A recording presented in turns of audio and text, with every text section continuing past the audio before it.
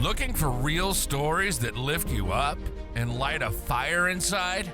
Welcome to Inspire and Impact, the podcast where purpose meets perseverance.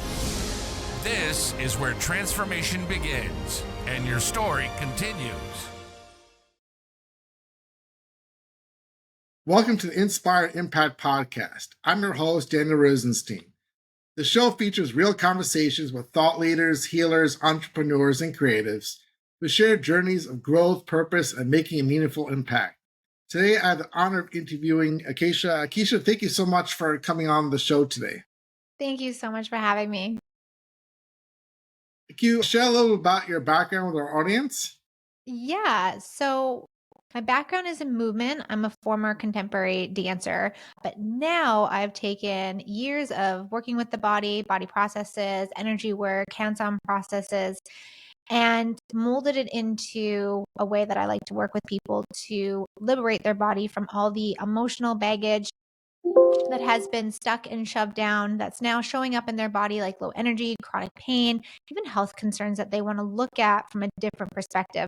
So I support them through a non-invasive, gentle, body-based practice that's really meant to get you back into being joyful with your body, light, energized, renewed, and really be in that vibrant and confident self again. So yeah, that's what I do. That's definitely a mouthful. It sounds like a lot. That's wonderful. Thank you for that. Can you share a little about your journey from dancer to stretch therapist? Yeah. And what it taught you about body and healing? Yeah. So when Daniel and I were talking before this, I brought up that I was a stretch therapist, and my background, like I said, was in movement and dance. So I've been in conversation with the body for years, and I really saw what was possible for the body, how people were locking into their body. And then through my own professional dance career, I was getting injuries. I was getting a little bit depressed at times. And I was seeing how my body was reacting differently, creating things, injury after injury. And I was doing all the things I thought I needed to do. I was working out, I was eating right, I was trying to do my best. But what I realized was I was storing a lot of emotions and beliefs about myself that were really keeping me from actually healing and allowing my work that I was doing to fully benefit me the way that it could. So I wasn't making progress in my strength because I had energies and emotions stuck in my legs and in my hips. That doesn't matter how much stretching I did or how many squats I did. I wasn't seeing the progression. And when I started to understand and work on my inner self, my workouts got better. I was sleeping better. I was less depressed. I was actually having joy. And then I went out and I started to learn different techniques, and I started to see tools that I could use in my body to help me have a better experience being in my body as a dancer. And I started to apply those to clients as I was being a stretch therapist with them and other people outside the dance world to help them access more of their body, more ease, more joy, more freedom, more space with these very practical tools that were rooted in not only dance kind of philosophy, but they were rooted in Alexander technique. And then it's just grown and it's evolved from the physical aspect of being a stretch therapist with someone to bringing in energy techniques and emotion release techniques. And now it's evolved where all of that is embodied in my work that I do with someone. So we might be pulling from different perspectives or ideas and modalities, but we're really bringing it back to the body, back to the joy, back to the ease, back to the play, and releasing everything we don't need to have anymore because it's just weighing us down and it's just creating roadblocks and crap in our life. I'm just curious. I mean, is getting injury common in the dance industry? It's very common. And I mean, I come from a perspective that we create everything in our life, including what our body's experiencing. So that goes from I fell down a flight of stairs. Okay, where did you create that moment? How in co-creation of that were you? Which is really hard to look at for some people when they can look at that from an outside perspective. I manifested this house. I manifested my husband. I manifested the money. And then to turn that and to look at with the same non-judgmental lens on how I'm creating my body. So I saw a lot of dancers, I still see a lot of dancers create a lot of disconnect in their body. Now, if someone drops you, there's some elements like if you get dropped, right? It's not from a point of blame, but it's that constant shoving down, like where are you not being heard? Is your environment toxic? And where are you stuffing that down? And you'll start to see like any other industry where you see like work stress starting to come out in someone's life. The dance world, unfortunately, isn't that different. It's got a lot of beauty in it and it's got a lot of toxicity in it. But our bodies are our vessels for that art form, and our bodies are our vessels for our life. So we're like doubling up on all of it, you know? And it's a beautiful expression. And I'm not to say that it's like a dark industry, but I did see how I was stuffing things down and how they were showing up in my body. And then when I started to let them go, everyone has something stuffed down. And so, yeah. And also a lot of dancers it's very physical. It's like, I do this. It's very physical. It's very linear. It's very, I'm just overworked. Why are you overworked? Why are you getting anxiety? There's still that energetic and undertone. There's the energy of your audience. There's the energy of your collaborators, the energy of your choreographers, and allowing ourselves to be more spacious, more open, and really clearing out the emotions and the energetics that don't belong to us also is super important. I only started really understanding this as I was moving through my emotions and my injuries and what the correlation and what energies and emotions were actually the undertone of some of the injuries I was feeling. Well, I also, what inspired you to like look into like alternative therapies versus, traditional therapy, like just seeing like a physical therapist? Yeah, I mean, I love my physiotherapist. I spent many years on one of the tables for a very long time. We had great conversations. And I love my stretch therapist that I went to for years to help me move my body again after injury and after my body was kind of traumatized from certain positions because it kept getting freaked out. Like my body would just freak out in certain dance moves and I didn't know why. And so working with my therapist, both stretch therapist and physiotherapist, were great. But it's when there was a very distinct moment in 2015. This is my very first introduction of how powerful alternative holistic energetic, let's just use energy work was. So I had a very, very distinct line of pain down the front of my right quad. So distinct, no one could figure out why this was happening. And I was laying in a float tank. I don't know if you know what that is, like a deprivation tank. And everything was relaxed. It was beautiful. I was enjoying myself, but that pain never went away. And I was like, how could this be? Like, I'm so relaxed. Why does it feel like someone's stabbing me in the leg? So at the time I had a friend, she did energy work, and I just said, I don't know what you do, but can I do something? And she does what she does. And I kind of fell asleep during the session, and I wake up and I kid you not, that pain was gone and it has never come back. And there's story in that. There was like my experience in that, but it's never come back. And there was a moment, I think 2019 was my last performance, and I kind of had a tingle of that, like reminiscence of that sensation. But in that moment, I knew what I needed to do. I knew that I was like suppressing something. I worked through my process. I released what I was holding on to, and it never escalated. It never even got to be a problem. And I do that with other things that like once were issues. I know they're just my body talking to me. And I don't have to judge it. I just need to be in communication with it and acknowledgement of it. And thank my body that is talking to me and that I am listening and that I can do something about it, that I'm not, doomed. When you used to be a dancer, and I'm assuming that was like a big part of your life, what was going through your mind like when you got injured? Did you feel like, oh my God, like this is the end of my career, my life? What am I going to do now? Yeah, I had a few stages in that transition. So dancer me, like me 10 years ago, would have said, if I looked at my life, I would be traveling around the world, putting on dance shows, entertaining people, changing the world with my energetic dancing. That was what I was focused on. I was writing, art grants. I was getting art grants. That was what I was. And it was a huge part of my identity. But when I got injured the last time, I broke the bottom of my foot. It took me out of the scene for minimum 6 months.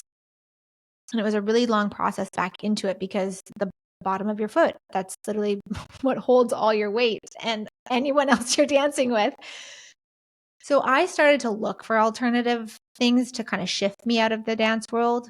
But for me, I needed to be in communication with other people, like other bodies. And I needed to have something that still allowed me to move, to essentially dance in a different way.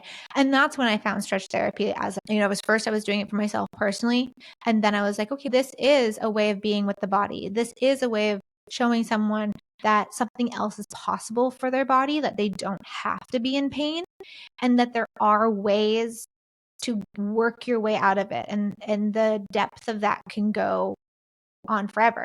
At the time, stretch therapy was not very well known. The whole world of fascia and what fascia is and how it communicates with the body and stores the energetics of the emotions really wasn't known all that well in the main healing arena. So it was a little bit of an uphill battle to kind of bring people onto this, but now it's like all great. And it's a big topic now in all spaces of healing. And that identity shift was interesting because I was still moving with the body. I think the biggest identity, like WTF, was when I stopped doing that also as my main form of work. And I really started to move into the more energetic side and stop being in contact with bodies and moving more remote, adding different services in. That shift, it's taken a couple years to shift that and to really be in that identity, or even not an identity. Don't put me in a box kind of thing. Just be all that I am and how expansive that can be. That's been a journey to get to. It's had its ups and downs, but I'm really glad that I'm, coming on to the other side of that, really embracing that, really expanding into, I can just embody everything that I've learned and all my experiences, and all of it can help somebody. What inspires you to want to help other people? Because most people I meet, they just care about themselves. What's driving you to say, hey, I really care about helping other people and helping them with their pains? Yeah. So I remember one of my very first clients when I was a stretch therapist. I got hired I was contracted to bring stretch therapy into a clinic, a physiotherapy clinic. And the owner loved what I did. And so my very first day at the clinic, this guy walks in, big, muscly, like weightlifter.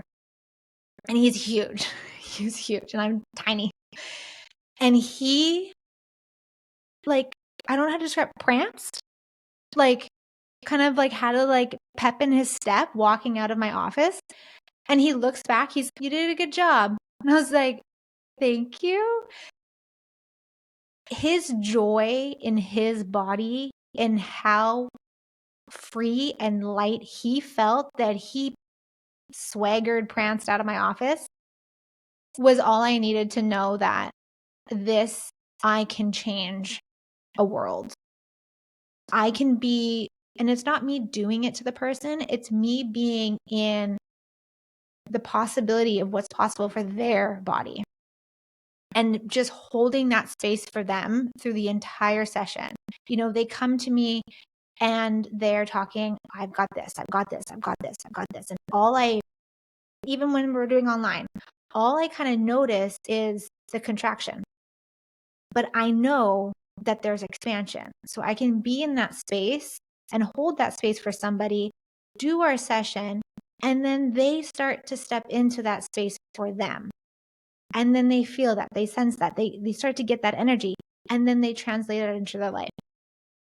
Another one of my clients that really speaks out is a girl. She had fibromyalgia, and we worked together for one session, and she hadn't taken a yoga class in 5 years. And she messaged me a week later, and she said, I just want to let you know that I'm back in yoga class. Thank you for your session. I saw her for 1 hour, and I was doing my work. I knew I was tapping in. I was asking her questions, kind of letting her release some of the emotions that were tied around her experience with what her body was experiencing. And she's back doing yoga. Like, for me, just knowing that that's possible, like knowing that someone can step into their possibility is my biggest driver. Like joy with people, joy with their bodies. I just can't get enough of it. Like, honestly, it just makes me so happy. That's wonderful. You found something, like, especially, it's almost like your second career. So you're giving like a second chance in life. That's really amazing.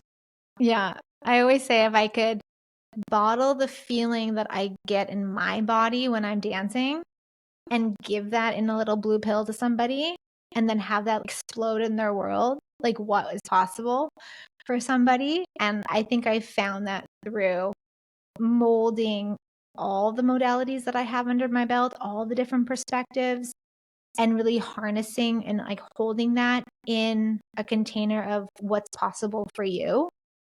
And if they can be wildly curious of what's possible, even if it seems so far-fetched for them, if they can be with me in that space, they can change something in their life, in their body, and anything is possible. We see miracles all the day, right? We see them.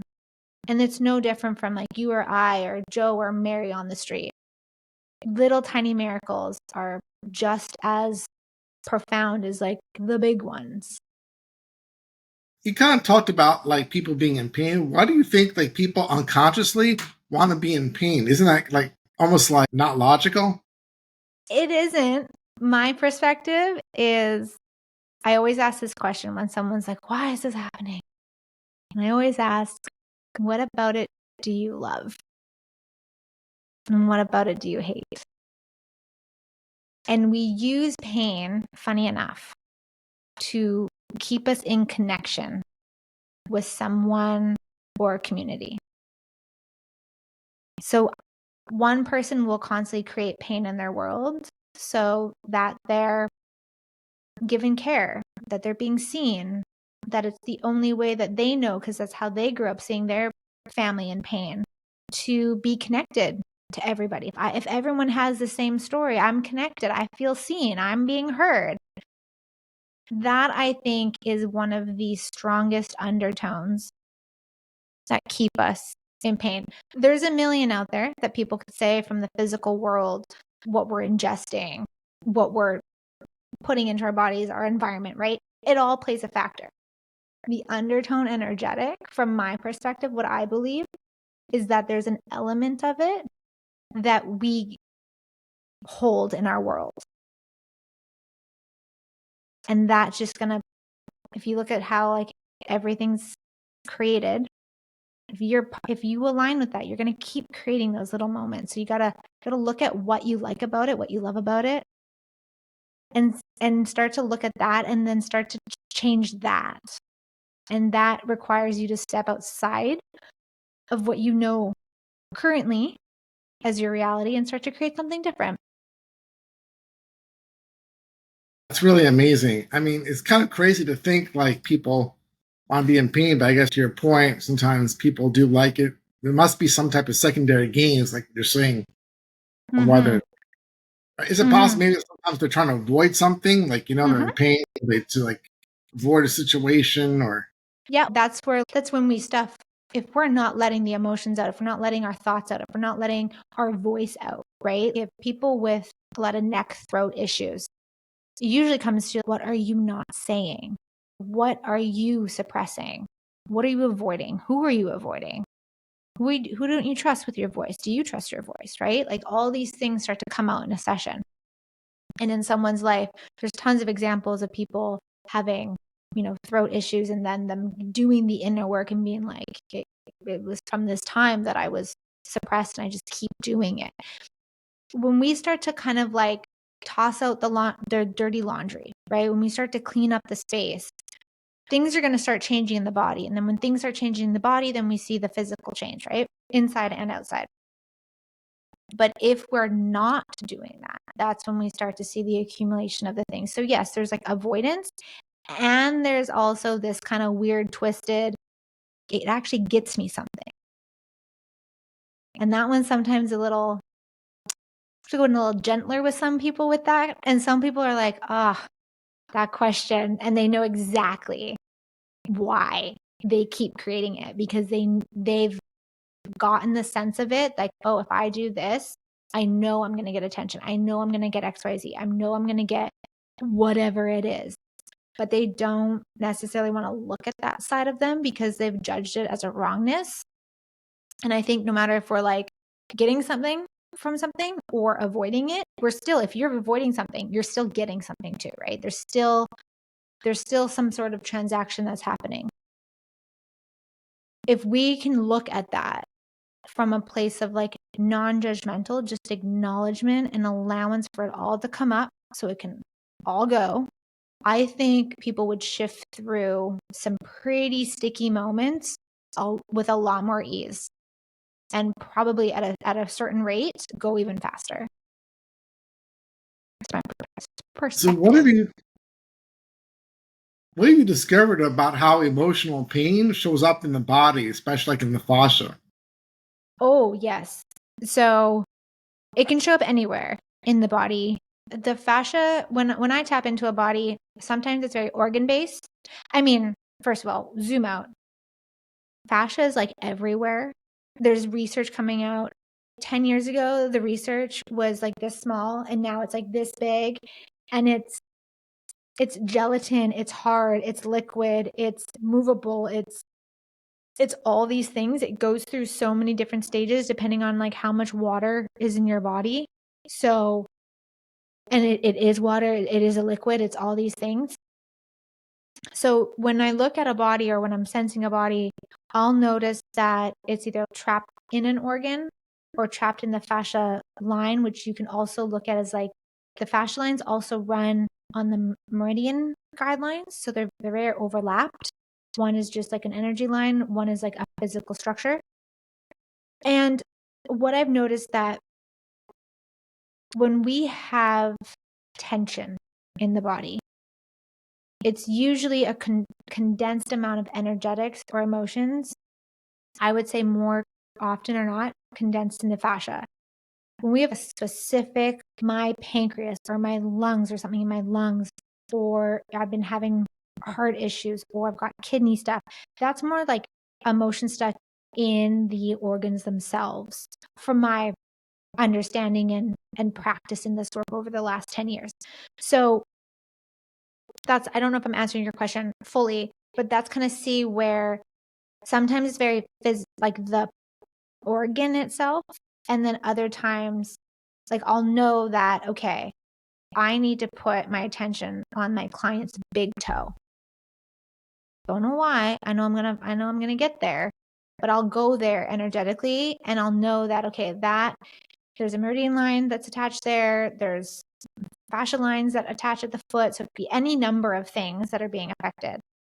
But I know if I'm just aware of the fascia in that space, I know that there's going to be information traveling through all of that fascia. And at some point, we're going to hit the nail on the head, or we're just going to, the attention that's required on this certain fascia net or on this certain body part is going to be enough to get the energy and the information flowing and moving again.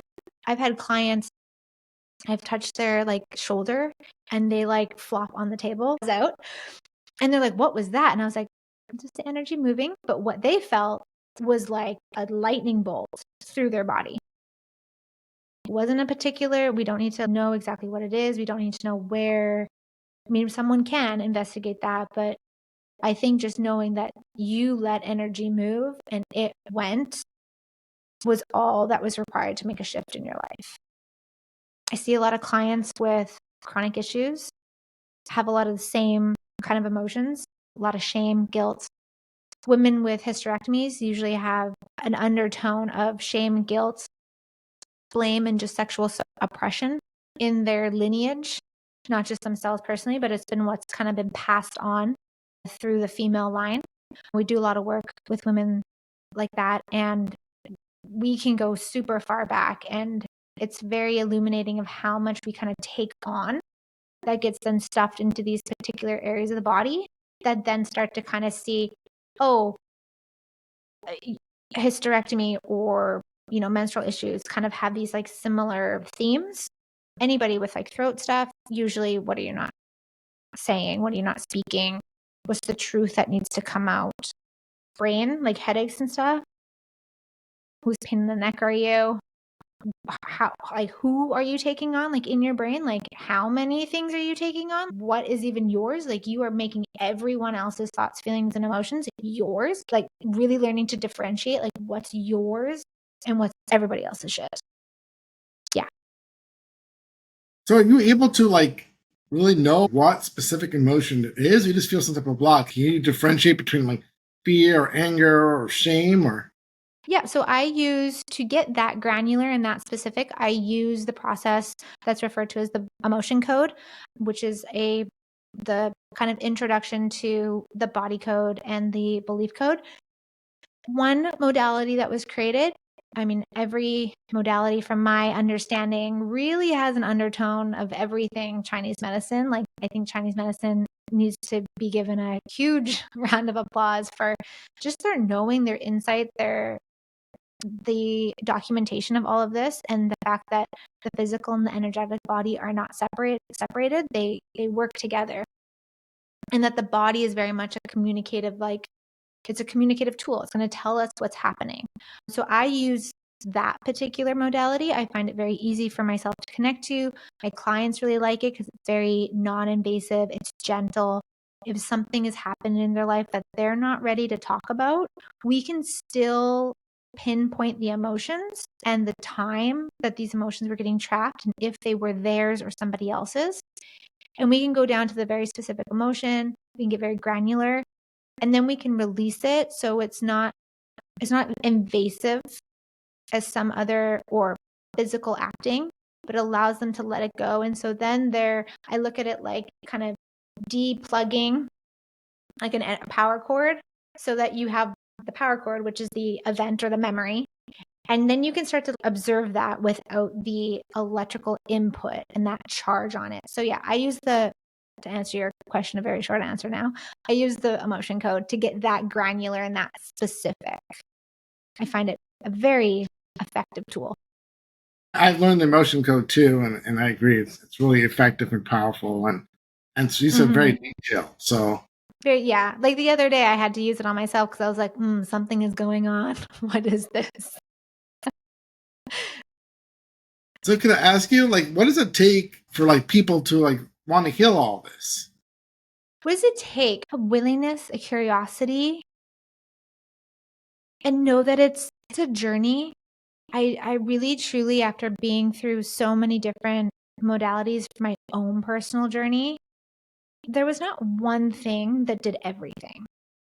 It was a progression. It was, this gave me this layer. This took out, this onion. And then I went over here and I multiplied it by 10, or I didn't connect with something. And then 10 years later, I was like, oh, that's really speaking to me again. I'm going to go back into that. So I think it takes that willingness, that curiosity, and knowing that we didn't get here overnight. And it's okay that it's not going to completely change overnight. And also, I tell my clients this all the time. It's not what you were, it's what we're creating. So a lot of people will be like, I want to just go back to blah, blah, blah, blah, blah. And I'm like, okay, blah, blah, blah, blah, blah was created from like all this other shit that we have going on. So if I start clearing this with you, if you start doing the work, if we start creating something that has way less shit in the way, way less blocks, you're going to create something different. And that freaks some people out. They're like, I don't know. And I'm like, yeah, no, your brain is used to creating what it knows. It's going to go find some version that it can align with and create for you. Our job is to be like, thank you. I'm going to let you go out and search for it, but I'm also going to be super conscious now in creating something different. And that, I think there's a difference there. There's that bridge that someone crosses where we're going to begin to see, I think, we're going to begin to see a really different way of being with our bodies and how people progress and live when we're not trying to go back and reference the past and recreate, illnesses and whatnot. Because when we start moving the gunk, as you know, those emotions, those trapped things, the body goes back to its natural healing state. The energy is flowing. There's literally less energetic weight that I know can physically weigh somebody down. And so being okay with creating that, being in that process of creating a new version of yourself, it's uncomfortable, but that's why there's people like you and I in the world. That's why there's people who do what we do, because we see that there's a different possibility and we're going to help you create what that is for you. Do people have to believe in energy healing in order for this to work? If they're skeptical or say, I can't see it, so it can't be true, can they still heal or no? There's a great term I heard in an Access Consciousness class one day, and they called them fraud patrol. There's people out there that aren't going to believe it. I'm not here to convince anybody. I know when someone works with me, they have always felt a shift. I'm not here to prove that this works. Science is doing that for me. We now can scan the body and have someone be like, induced fear, scan the body and see how that changes on a scan, right? I think it's like really dark blue when you're in like super fear mode. We know where inflammation is on the body by scanning them with a light. There are millions of examples out there when people will do the work that you and I do. And whatever pain they had disappears. Their tumor shrink. EFT, I think, is one of the practices that literally hooks people up to brain scans when they're doing their workshops. And they've documented that physical things have changed within a month. I think to all those people who don't believe, it's okay. It's okay. There's other things out there that are going to help you. If you want, at the very least, to start looking at your emotions and maybe what you've stuffed down, I think that's great. And I know that's going to help you change your world. For those who love this work, for those who are like, ooh, I didn't know that existed, or ooh, she's talking about it in a different way. I'd like to see what else is possible for my body.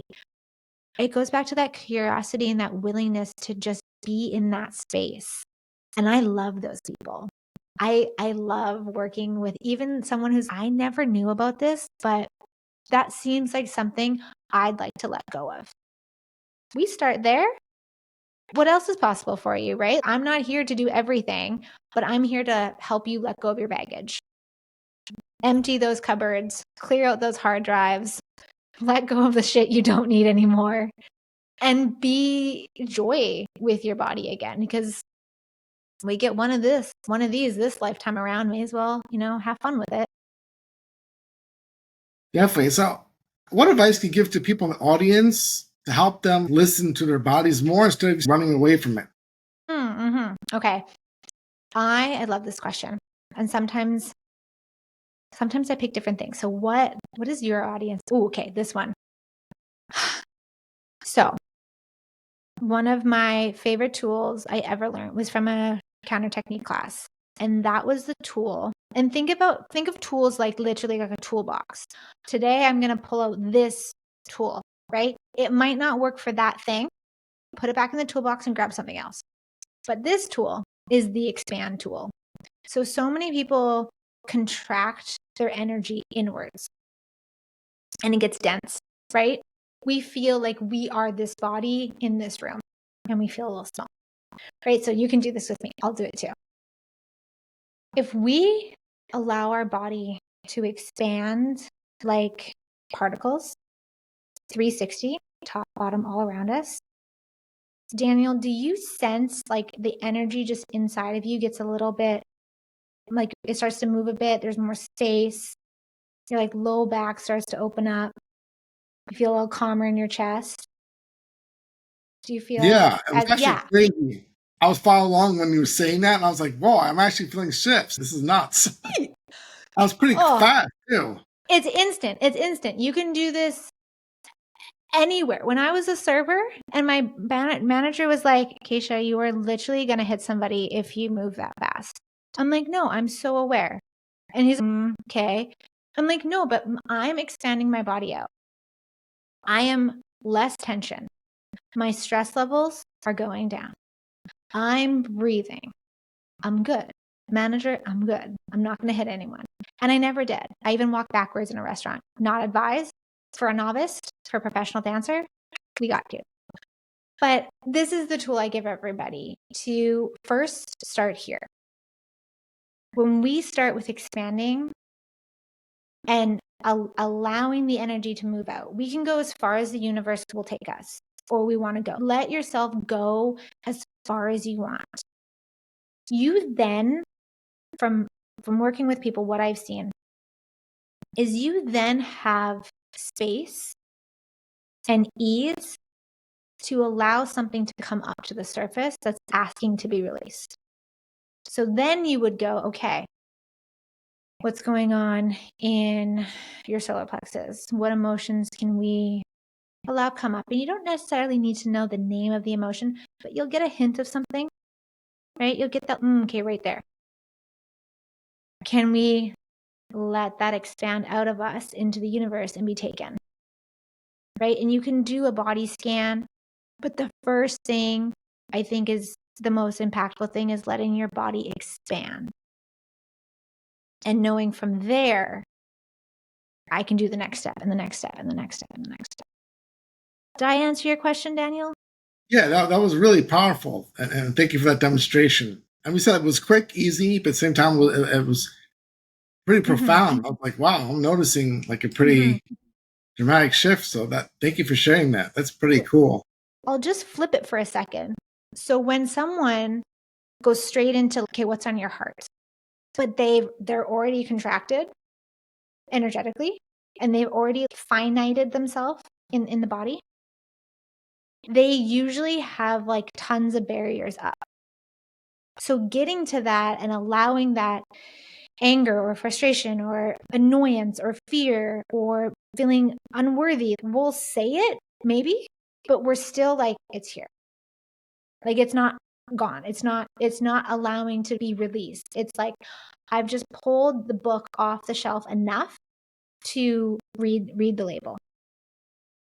But when we can go into the expand first, we can pull that book off the shelf. That's the difference of using this tool. No matter what you're doing, go here first. It's going to make whatever the next question or the next action is easier because you've given yourself this like observational space and allowed for flow to happen instead of I'm already here and now you're asking me to look into my heart. Are you nuts? Like it's already pretty tight. Like I don't know if I can let it go, right? You're already contracted and constricted. If we can expand out, there's so much more ease in addressing anything from my experience. Thank you for sharing all that. You have so much wisdom. It's so nice to hear about all this. Oh, thanks. In your work, what types of people are like the hardest to reach and why? That's a good question. That's a very good question. I think I used to really struggle with those who have like physical ailments. And I love working with people who have health concerns or chronic issues or just health conditions that they're like, I'd like to look at this from a different perspective or see what else is underlying this. I love working with those people, but I used to struggle connecting to them because I was asking them to look at what's not seen, to change what is seen, what is felt. And the more I could just be in allowance of what they were experiencing, the easier it was for them to just kind of step into my doorway to just get a peek. Like, what is this crazy chick talking about? I have trapped emotions. What is this? So then, you just kind of like give them a book, let them open it up, give them a meditation. They start to understand, okay, there's something happening here. So I think I used to struggle connecting with them. I don't think it's like the easiest group of people to connect with when they're like in that zone, but I don't have a fear of them, funny enough, anymore. I'll stand there and I'll be like, hi, I'm over here. If you'd like to come and have more joy with your body, I'd like to work with you. And so they come. I love working with these people. This is what I'm focusing on right now in my business, is working with people who have something physical going on, because I know just from working with all the other people who are like, I just feel stuck in my life, or my business isn't moving, or I'm having trouble with my family. I've worked with so many of those people, and I love that group of people too, right?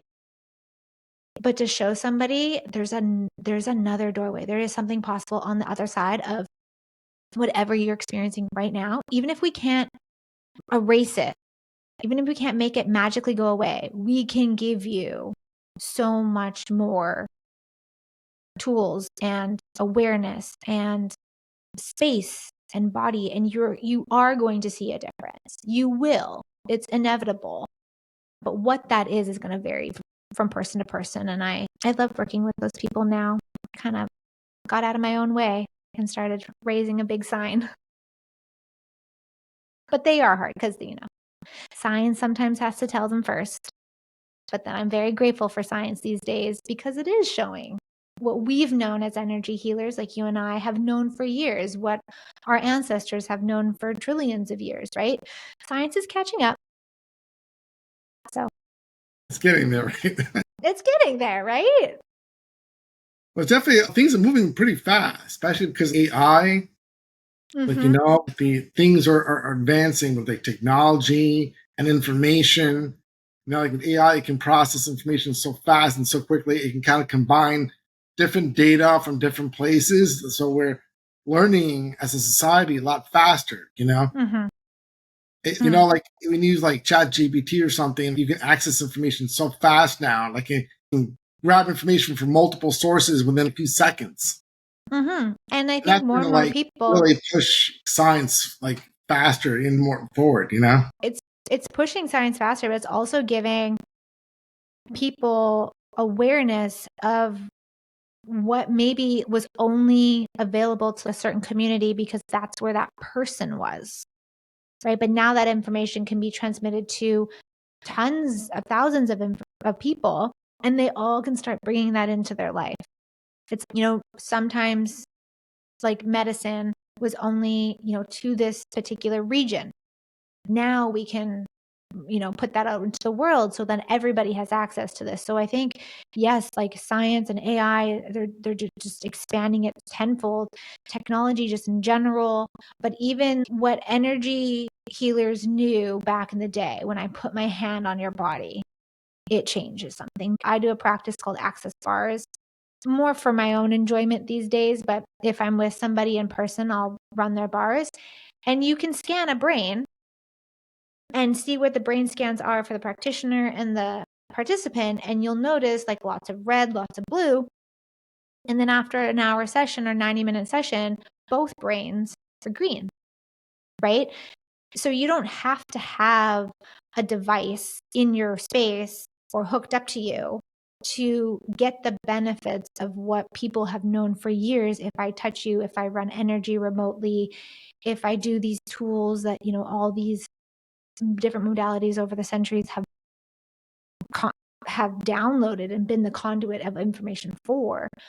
I think that is becoming more, I love how that is becoming more and more prevalent in people's worlds. Like, I don't have to go get the latest device I can go and see a person and I can get the same, I can feel just as good or better.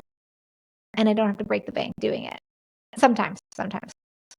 Some of those devices are pretty awesome and do cost a lot of money, but they're pretty freaking awesome. And some of those practitioners are the same way, right? That was like a whole cliff note, but. Can I ask you, what is the role that self-worth plays when someone is trying to, feels deserving of healing? Yeah, I think that kind of falls into the undertone of why people stay in pain. Also, why people stay in sickness is that there is an undertone of not feeling worthy to be healed, to be healthy. That is a entanglement and a deeply rooted belief in societal conditioning in and of itself. That is a journey I think everyone goes on. I've gone on that personal journey, and it comes in phases and waves. I think that is a huge, once someone gets across that bridge or just starts pulling that into their world and really being, regardless of whatever's going on in my life, I'm worthy of all of it. I'm worthy to have all of it. And I don't need to prove or earn that worth. Because once someone kind of starts crossing that bridge and stepping into that, I've seen their healing, my own healing, drastically change. Like it speeds up. And it is so amazing to see other people go through that. But that is that's a bridge. I think it does play a big part. And that's part of why won't you let yourself heal? Like that deep rooted, that's one you got to pull up with two hands sometimes. What does the power of the unlimited mean to you? It's funny enough, I don't think I can answer that because unlimited means that even my perception of it would be wrong not wrong, but like out created eventually because it's limitless. I think people have cured themselves from everything under the moon. We grow babies out of whatever, like a plant in a desolate environment. It's unlimitless that plants can just grow anywhere. I think limitless and being unlimited comes back to that like wild curiosity of creating what's possible for you, and what's impossible is possible. And that as long as we're asking like what else, not from a judgment of you're not doing enough or this isn't enough or I'm wrong or I'm not getting it, but just saying once you create something, like what else would I like to create? What else is here for me to experience? What else would bring me joy? Like that, being in that energy of that like constant evolution and creation, I think that's what pushes the unlimited and the limitless. Because if you kind of become comfortable with something, then that's where the limit is. So just being in that energy, and it doesn't have to be profound and breaking the limits and breaking world records. It can be just like your next thing. And I love bringing people back to it's your next thing. For my next thing, what was impossible for me was thinking I wasn't not going to be a dancer. Like that seemed impossible. I was like, how do I not dance? And then, what else is next? What's next? What's next? What's next? Has now brought me to like literally talking to you today. Because like, what else is possible? Where can I push myself? How can I push myself? Again, not from judgment, not from enoughness, just from a curiosity of what else would bring me joy. Can I ask you, since in your evolution of working with so many clients, you probably worked with hundreds of thousands of clients at this point, have you ever, talking about limitless or limited thinking, have you ever worked with something very beginning, you're like, nah, this can't be healed? And then you were surprised you were able to heal it, or the client was able to heal it themselves? I don't think I've held that perspective. I know my clients have, where they will say, I'm like, this is a genetic thing, or, this runs in the family, it's hereditary. The doctor said I can never fix it. And yeah, some people will have something for their life, but what they realize is they can change their perspective on it, which changes their entire experience around it. I had a client, he was very, very, very hell-bent on, he will always have back pain. Very tightly held on to that belief. And his trainer even was like, he's going to be like really hesitant, go slow. And we did. We went slow. And within a couple months, he was crushing his workouts with zero back pain, mind you. Like it never came out of his mouth. Like he just didn't. When you can see that your body is speaking to you differently and speaking to you, that has never failed any one of my clients. So it's not that I hold that perspective of something is impossible to heal from or change. It's their perspectives. And I'll ask them like, okay, we didn't cure this.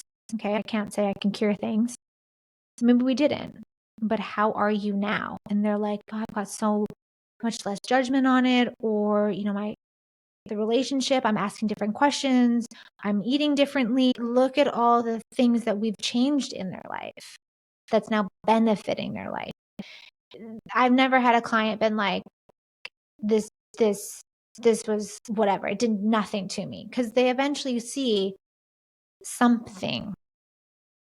There's a ripple effect of doing this work. And some people do change their medical condition. Their back pain magically goes away. Their pancreas is not inflamed. Their lung issues go away. Like, it's not abnormal to hear those stories or experience a client go through that shift. How do you measure success when you're working, with other people? Mm-hmm. I don't want to use the word managing expectations as that, but really understanding what success would mean to them is number one. And really pulling apart what success looks like to them and means to them. Like really getting clarity around that. I used to think success was numbers.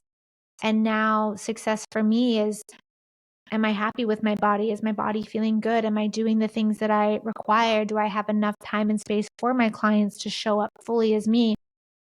Are my clients utilizing the tools and seeing success? So if they're not utilizing the tools, then okay, what else do we need to put in place here? What else would resonate with them?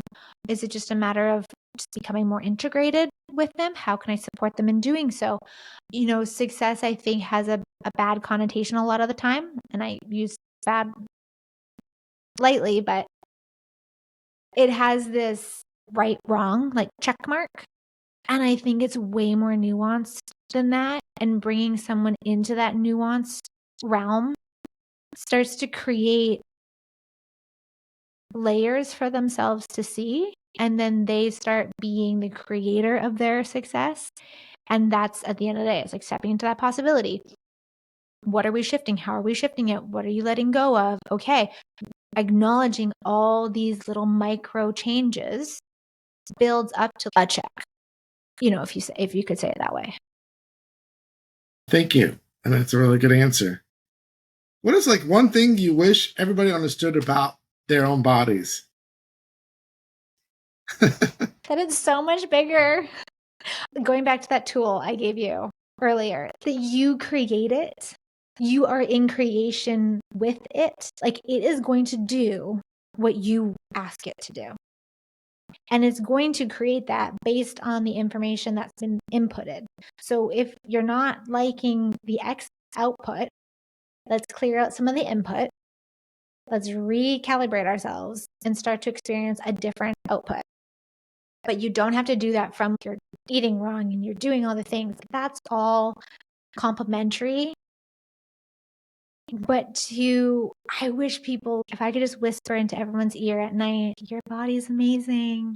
Just let it expand. You got this. Like, can I do that? Someone can record that and then play that at night and just embody that. No matter what is happening in your life, no matter what is happening in your body, go back to, I'm space. I have space. I have possibility. My body is working for me in some weird way, maybe, but it wants me alive. It wants me here. It's speaking to me. And I can connect with this. It's not brain science. I can connect with my body. I can find ways that resonate with me, and I can be here with it. And it's going to feel like I'm getting kicked in the ass, but I'm really just, chucking an old suitcase out the back of a truck, right? I'm just like letting go of things. And it's all for me. I think that was the greatest advice I've ever been given. Everything in life is for you. So what's the gift in all of this? That was like two things. What's the gift? But mainly be more spacious with yourself. And you can rewind this episode and go back to that tool of being space. Well, what type of legacy do you want to leave through all your work with everybody? The legacy. Oh, that's a beautiful question. That's like a question that you start thinking about when you're like 60. What's my legacy? I like that I'm thinking about that at age 36. Honestly, if I had everyone at my funeral and beyond say, Akeisha just made me feel joy and light. And I knew that whatever I was going through, I could shift and I can change it. And this body is a gift. And I can really be like space with it. If that's like some element of that, like that joy, that space, that lightness, I think that has always been what I brought into every session, no matter what I was doing, any job. I mean, I was a cashier at a dollar store. And if someone felt light in my presence, I was like, okay, I did my service today. I had kids when I was teaching them dance. If they left the room lighter, I did my service today. If I have a client and I change something in their world that goes towards that possibility and that joy, I've done my service today. Can I ask you? I know in the previous conversation you mentioned like you moved to Mexico. How does like living in Mexico taught you about embodiment, healing, or joy? Oh, my experience moving to Mexico has been a huge lesson in really being with me. I don't know the language. I'm learning slowly. The culture is really different. How things operate are different. I'm not around my family. I have a group of friends, but we're all working. We're all experiencing this and going through different stages of it ourselves. So really being so okay with where I'm at, how I'm doing, checking in, knowing that I'm very much creating everything. Like this is a lesson in like you create everything, because not that no life is like that. But when you remove yourself from your world that you've grown up in, you really have to consciously be in creation and communication with what you're creating. Like you can't just go down the street and go to the store you always know. You got to go search out, okay, what version of this can I create? What else is new here? What level of life would I like to have? It's really forced me to be in that. And with that, really ask my body, what's going on? What do we need today? How are we doing? Oh, we forgot about you for a few days. Okay, let me get back. I'm human too. I'm not perfect. Noticing, okay, you've been putting yourself in situations that are really not conducive for your body. They don't really light you up. They don't really feel good to your body. They're not nurturing. Okay, how are we going to create nurturing, expansive environments for you to go into? Okay, we're creating it. Okay, thank you, thank you, thank you. Acknowledging when you bring it in to your world and say more, please. And just having a ton of grace. Huge lesson. 3 years of grace. Yeah, that's been my experience moving to Mexico so far. If people had questions about our interview today or they're interested in working with you, what are the best ways to get in touch with you? Easy way, hit me up on Instagram, akeishadb.wellness. I also have a website, akeishadebaat.com. Email and Instagram are probably the fastest ways to get a hold of me, and you can find that information on those platforms. I also do free mini consultations, so we get a little check-in on where the energetics of your health is at. We see what we can clear, what's coming up, and then if we're a good vibe, I can show you how we could work together and what that would look like. And we take it from there. Currently, I'm only working with people for about 90 days. And I only have 10 spots on my calendar for clients at any given time because I want to show up for my clients the best I possibly can. And I want them to have access to as much as me throughout their whole 90 days with me. So that's how they can ask more questions, get to know me a little bit more. I'm also reviving my podcast, so stay tuned for that, the Let Go Movement podcast. I'm bringing it back. Very excited. That'll be my main hub where I share what's working for me, my clients, what I'm going through, what I like, what I don't like, what I'm testing. And people can kind of get an inside look to the work that I do and how it's kind of played out in real life. A lot of the times, it doesn't always look like or feel like you think it is. So yeah, I'm very interested and excited for that. Just to be clear with the people in the audience, you only work with people that live in Mexico? You can work with people around the world remotely? No, globally, obviously conducive to your time zone. So yeah, but I do work remotely. If people do want to have me personally, I do a few VIP days when you come to Mexico, or I've actually gone out to retreats and someone would hire me to bring in a variety of my modalities that I do or guests facilitate with them. So that's how someone would come see me or have me in person. But the majority of my work, like 90% of my work, is done online. So as long as our time zones match, we can have a conversation. Fabulous. So do you have any final words you'd like to say? Are we in the podcast? Is there anything else you'd like to share with the audience?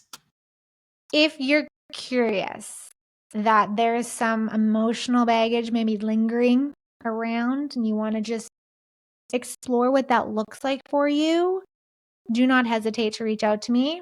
If not me, I encourage you and I invite you to go and seek that out with someone that does resonate with you.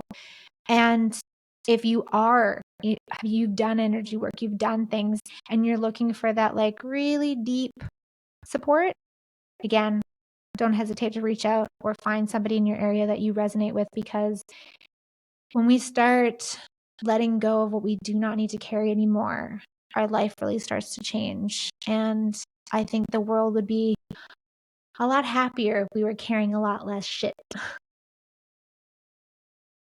Akeisha, thank you so much for coming on the podcast and sharing all your knowledge and wisdom with us. I really appreciate it. I mean, you're obviously an amazing body worker and healer, and you study so many different modalities, techniques, and strategies. Thank you so much for sharing that, because you're really a light bearer to a lot of people that may not know about these things. Thank you so much for having me and letting me share and bringing that light and joy to your world. Thank you. Honestly, thank you so much.